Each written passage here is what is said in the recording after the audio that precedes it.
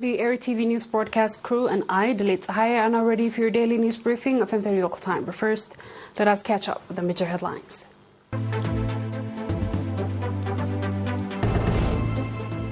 Ministry of Information issues press release. World Food Day and International Day for Reduction and Poverty observed. Democratic Republic Congo boat accident, at least 40 dead, 167 missing.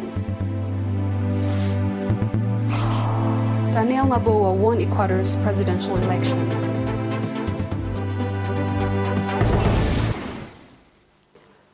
Discourses, both actual and presumed, on water access to the sea and related topics floated in the recent times are numerous and excessive indeed.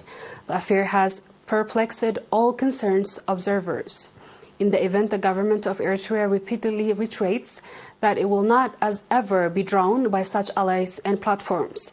The government of Eritrea further urged all concerned not to be provoked by these events. Ministry of Information, Asmara, 16th October 2023.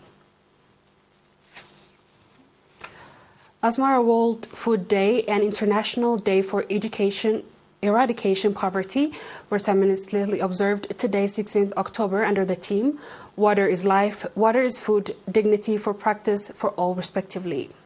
At the ceremony conducted at the national level in Ibadan, which ministers, senior government and PFDJ officials, representative of the UN offices, members of diplomatic community and invited guests took part, Mr. Arafai Berham, Minister of Agriculture, noting that agriculture, industry and our daily activities are placing unrepresented strain on water resources, and that the government of Eritrea since independence has been launching serious programs on soil and water conservation in general and building different types of dams in particular, and thus the number of reservoirs has grown by 8 times.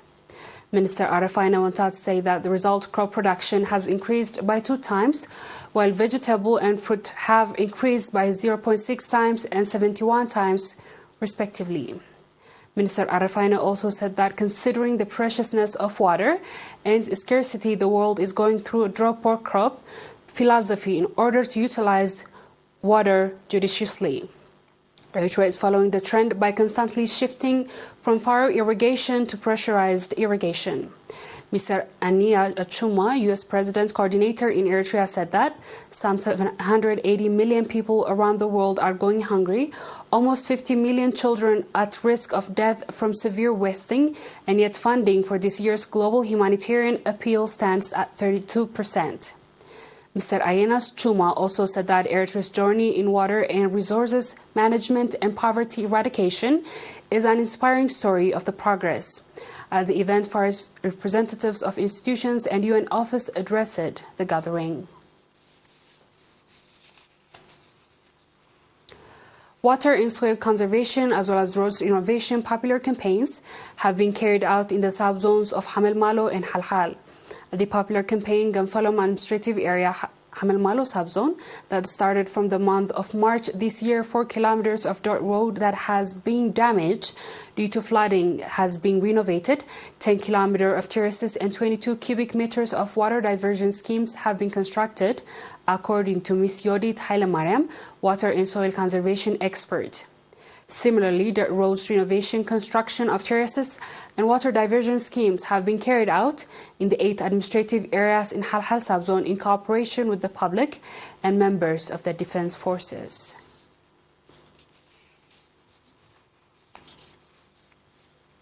Dear viewers, we'll be back with the international news shortly. Please stay tuned.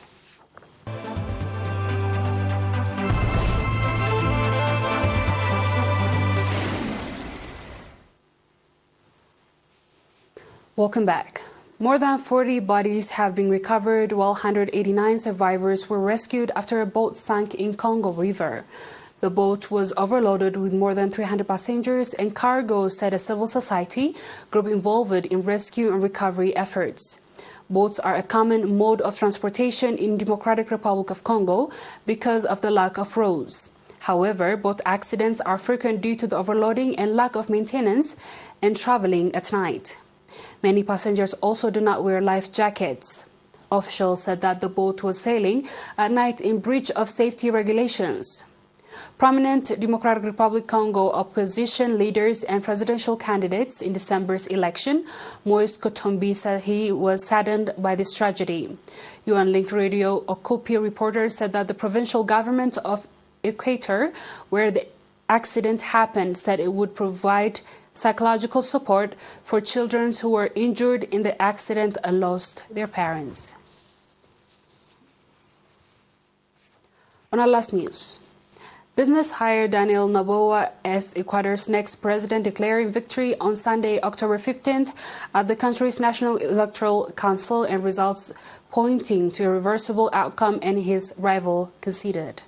Noboa was adding more than 52% of the vote, while his leftist adversary Louza Gonzalez had about 48%, with more than 90% of ballot boxes counted. 35 years old Noboa, and surprise qualifier to run off in the early election, has pledged to improve the economy and create jobs for young people, as well as to house dangerous criminals in prison ships. Noboa will face a significant challenge of righting an economy which has struggled since the coronavirus pandemic and motivated many thousands of Ecuadorians to migrate, and sharply raising crime, including increase in murders, robberies, and prison riots. The viewers, we've come to the end of tonight's news. Let's have a quick recap of the headlines.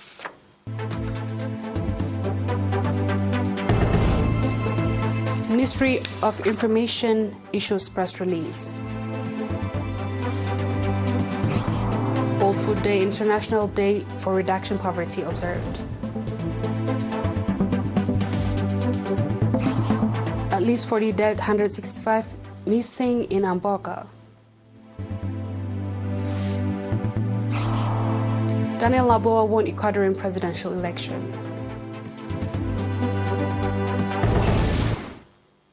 That's all our local and international news. Dear viewers, thanks for watching and have a good night.